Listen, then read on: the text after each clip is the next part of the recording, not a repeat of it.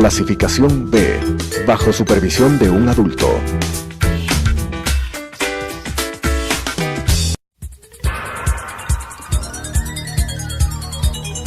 Las opiniones vertidas en este espacio por la producción y dirección del programa son de exclusiva responsabilidad de sus autores y de quienes intervienen en ellos.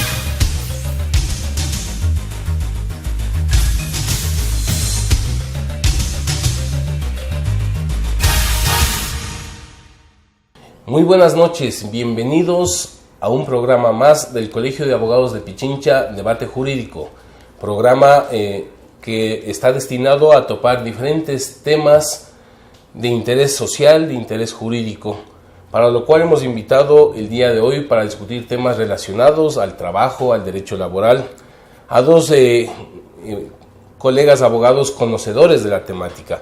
Por eso quiero agradecer en primer lugar en nombre del Colegio de Abogados al doctor Hernando Rivadeneira Játiva, doctor en jurisprudencia, catedrático y ex magistrado del Tribunal Constitucional y del Tribunal Supremo Electoral.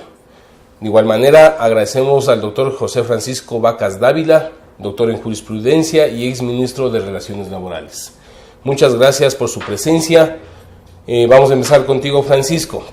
Un tema de mucha importancia es el tema del empleo, y estamos en un proceso electoral donde todo el mundo ofrece generar fuentes de empleo. Inclusive hay un candidato que ofrece 1 millón de empleos, otros 250,000.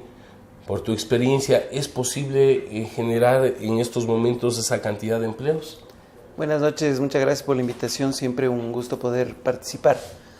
Yo creo que el empleo fue uno de los temas importantes del tratamiento del gobierno.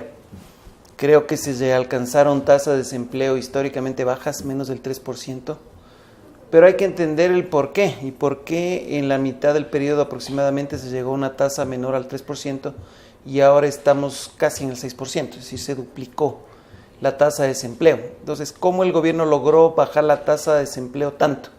Creo que hay una explicación muy clara, ¿no? El gobierno fue el gran empleador. Con tantas obras que se realizaron, generó muchos empleos, carreteras, hospitales, colegios, guarderías, las UPC, etcétera. Entonces esto de alguna manera llegó a distorsionar. Esto se sabía que iba a ser algo temporal y que esta baja de la tasa de desempleo efectivamente iba a ser temporal, es decir, que no se iba a lograr sostener en el tiempo la cantidad de empleos que se generaron. Incluso el sector público, contrario a lo que pasaba antes, se volvió atractivo. ¿Por qué antes la gente no quería trabajar en el sector público? Porque finalmente tenía un mal prestigio. Ser un burócrata de alguna manera, además pagaba mal. En el gobierno sí realmente se mejoraron los sueldos, y lo cual permitió mejorar también el nivel de profesionales que se enrolaron en el sector público. Entonces esto lo volvió atractivo. Evidentemente se acabaron las obras, también en la crisis económica se acabaron los recursos y la gente quedó desempleada. Ahora, generar 1 millón de empleos, es muchísimo, es muchísimo. Yo creo que eso en las situaciones actuales solo lo podría hacer el Estado. Entonces, posiblemente dentro de esas propuestas sea que el Estado nuevamente pase a ser el gran contratante, que no es una de sus principales funciones. Es decir, el Estado no está precisamente para construir, para generar más plazas de trabajo, sino que está para otros temas. Si necesitamos una economía, un regulador, un controlador, alguien que fiscalice, Contraloría, etcétera. Entonces, el generar estos empleos desde el sector privado yo lo veo muy complicado, porque estamos viendo claramente hoy no hay puestos de trabajo. ¿Qué va a hacer que cambie la situación de empleo de lo que vivimos hoy, donde no se consigue trabajo, a que con un nuevo presidente, con un nuevo gobierno, con un nuevo modelo, cambie eso y haya trabajo nuevamente? Para eso tienen que generarse plazas de trabajo, para eso las empresas tienen que generar nuevas inversiones y crecer sus negocios. ¿Por qué hay tanto desempleo hoy? Porque no hay las ventas suficientes para sostener los actuales empleos.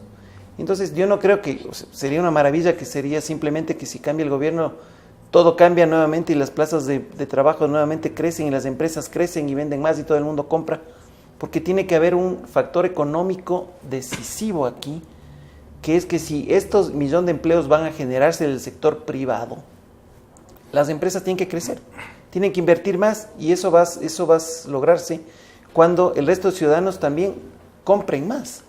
Entonces, yo creo que una de las principales explicaciones que debería dar el candidato que está ofreciendo este millón de empleos es si lo va a generar el Estado o el sector privado. Correcto, Francisco. Entonces, vamos por esa línea, doctor Rivadeneira.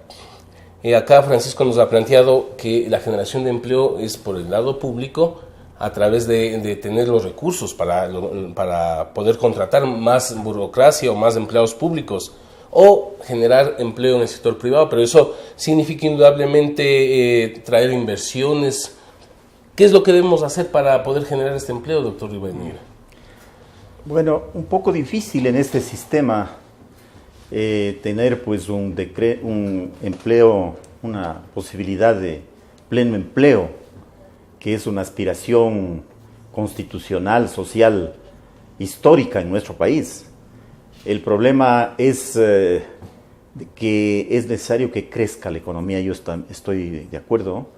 La producción debe ser suficientemente efectiva para que en definitiva pues, se puedan abrir nuevas plazas de trabajo y entregar posibilidades a los ecuatorianos, sobre todo jóvenes, que muchas veces se preparan suficientemente pero que no encuentran el empleo en forma inmediata, o que tienen que esperar muchísimas oportunidades, en mucho tiempo.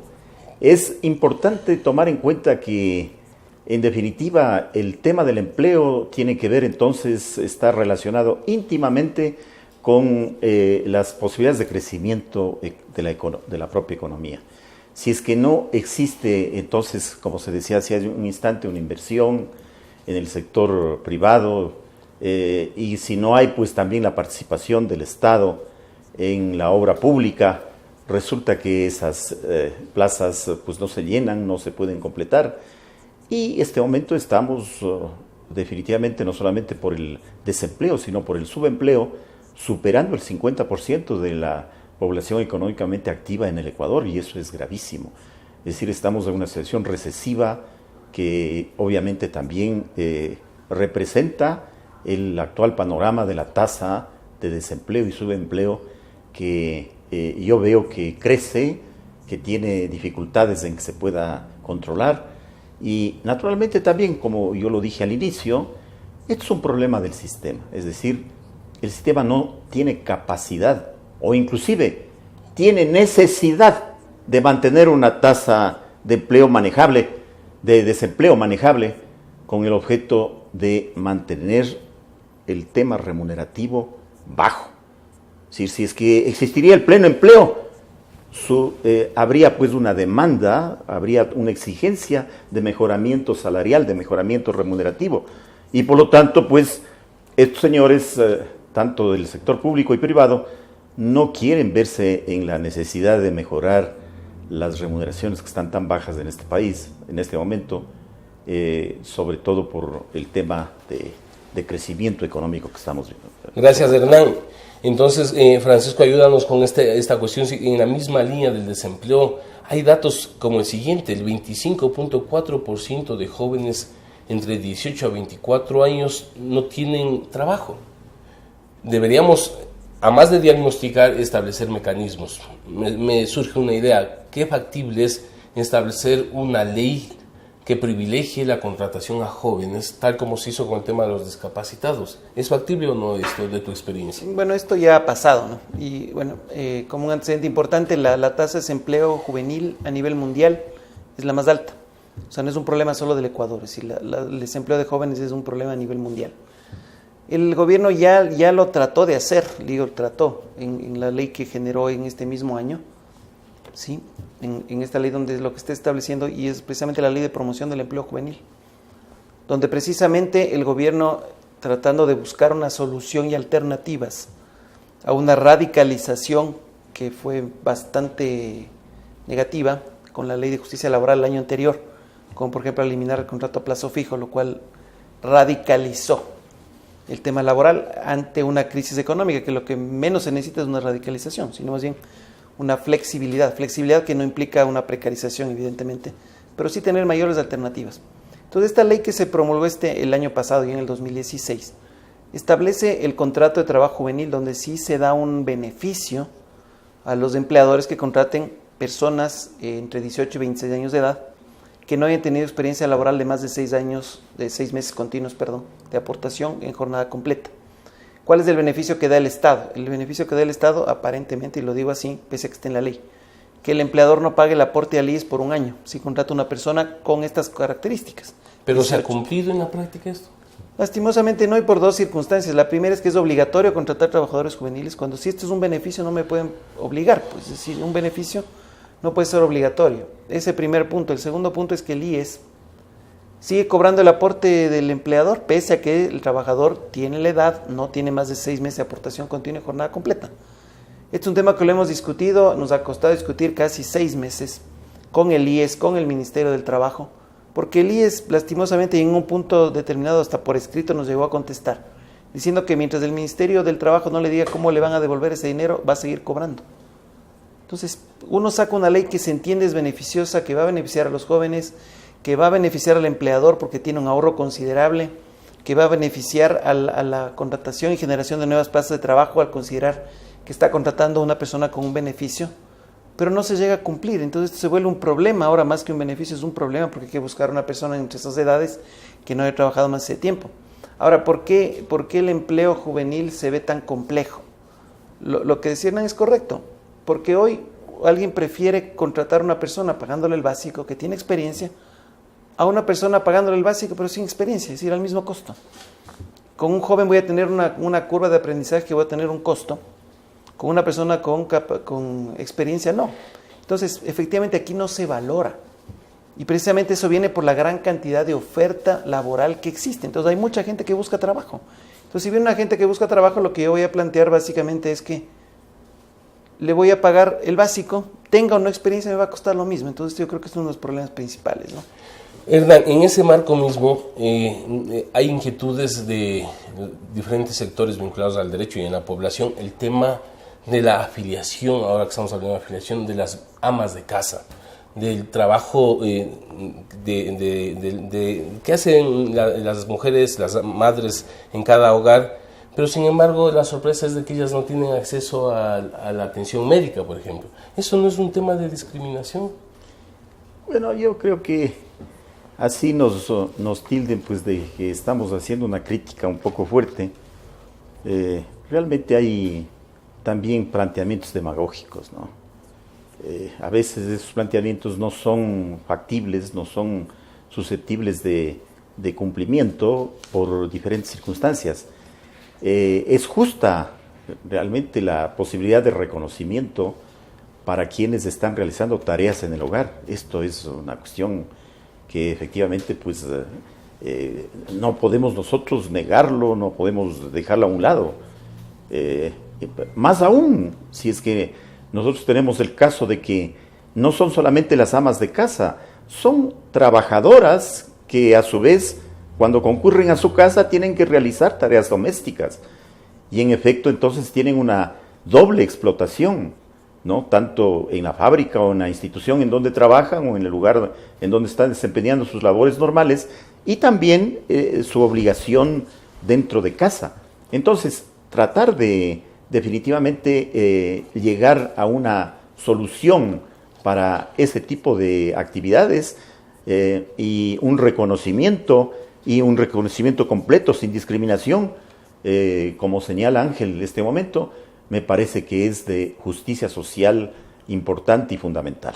Vamos a continuar con este tema, regresamos luego de un corte comercial.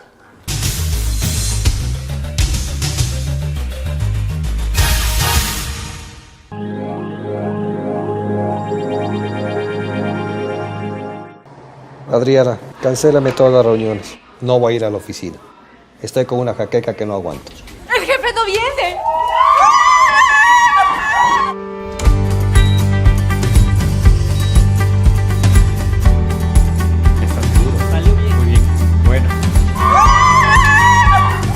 Cuanto antes vayas a Ecuasanitas, más rápido te curas. La empresa de medicina prepagada que cuida de ti. Ecuasanitas. Es bueno estar sano.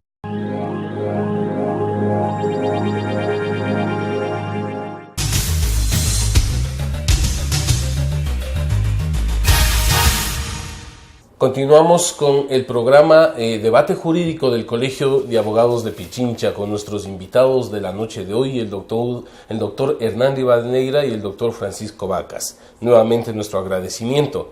Francisco, en lo que dejó planteado Hernán, ¿es demagogia buscar el tema de la igualdad de derechos de las mujeres, entendiendo lo que decía este doble trabajo?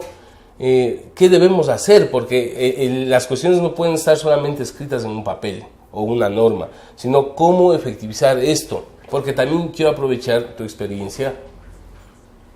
A la vez una pregunta, ¿cómo superar la violencia de la mujer en el trabajo? Porque hay serios casos, porque la violencia puede ser física, psicológica, y hay información de organizaciones de mujeres que hay violencia a la mujer en el trabajo. ¿Cómo luchar para superar estas dificultades? Sí, el primer tema efectivamente es de justicia, ¿no? El hecho de que se tenga una cobertura universal, es decir, la misma Constitución así lo dice. Los problemas en varios temas son los cómo llegar a implementarlos, si todos estamos claros, y yo creo que aquí hay un problema estructural de fondo, y no solo planteado en este gobierno, sino históricamente. Tenemos dos sistemas de salud paralelos. Tenemos un Ministerio de Salud y tenemos el IES que también da prestaciones de salud. En la mayor parte de países del mundo la seguridad social se encarga solo de las pensiones, no de atención de salud. Entonces tener un doble sistema médico de salud pública genera estos inconvenientes, ¿no? Si bien es cierto, hoy la Constitución garantiza el acceso a la salud, sí, digamos que una persona que no está afiliada tiene acceso a la salud pública, sí, entonces el Ministerio de Salud.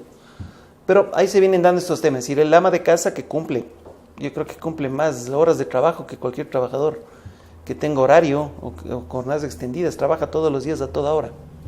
Y era justo efectivamente el tema de que se ha reconocido, ¿no es cierto?, de que qué es lo que pasaba. Terminaba, o una persona, un ama de casa, los hijos ya crecen, etcétera, termina de trabajar, ya tiene 40, 50 años, y entonces un poco lo que se buscaba era el tema de la jubilación, ¿no? Es decir, que tenga una pensión, porque sí ha trabajado más, lo que no tenía una remuneración, y un acceso a una jubilación.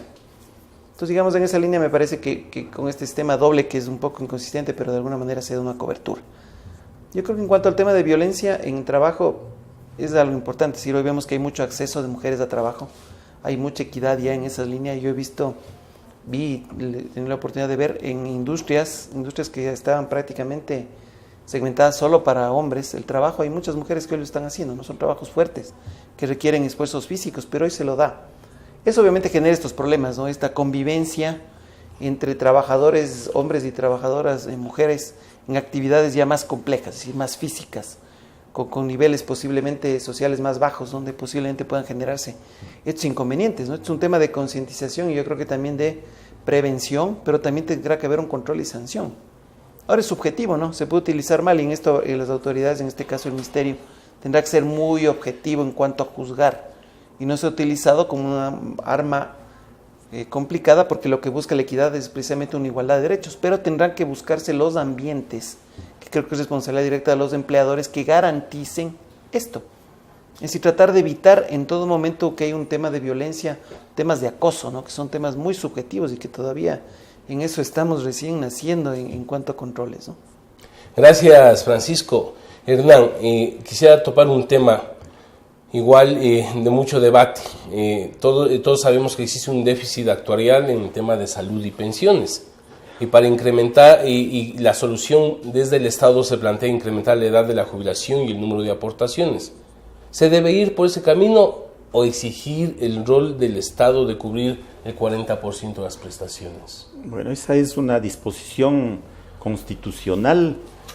Tiene que ver también con tratados y convenios internacionales y con la realidad del país. Es evidente que el Estado es también un empleador, pero aparte de eso, es responsable de la prestación de servicios, y un servicio básico y fundamental es el de la salud, por ejemplo, o de las demás prestaciones que a través de la Seguridad Social deben entregarse a los trabajadores y a los afiliados. En ese sentido, me parece a mí que lo que se ha hecho en estos años es precisamente desfinanciar al sistema de seguridad social en el Ecuador.